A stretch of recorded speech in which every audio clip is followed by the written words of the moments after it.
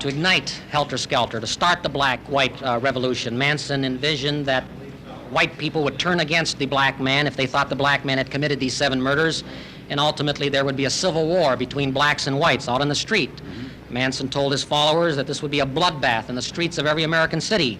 Manson foresaw that the black man would win this war. But later on, he said the black man, because of inexperience, would simply not be able to handle the reins of power. So we would have to look around at those white people who had survived, who had escaped from helter-skelter. In other words, turn over the reins of power to Charles Manson and his family.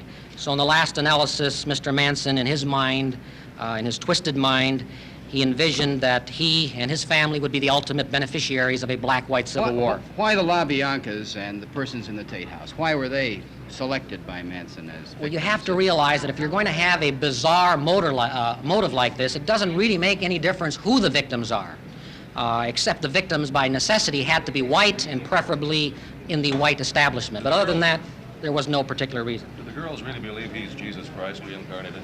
There is evidence that they actually believe that Charles Manson is Jesus Christ.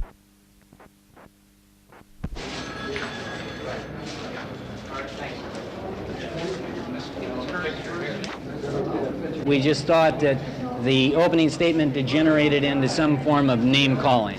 In terms of the factual allegations that were made by Mr. Bugliosi, they were expected. What was Manson's reaction?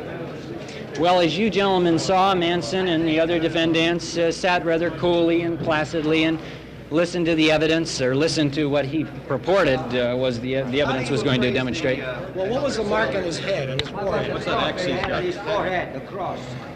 It appears that he has a scab in the form of an X on his forehead in blood. It apparently was done with a razor blade. Manson has taken the position that that is a symbolic gesture indicating that he has X'd himself out of society at large.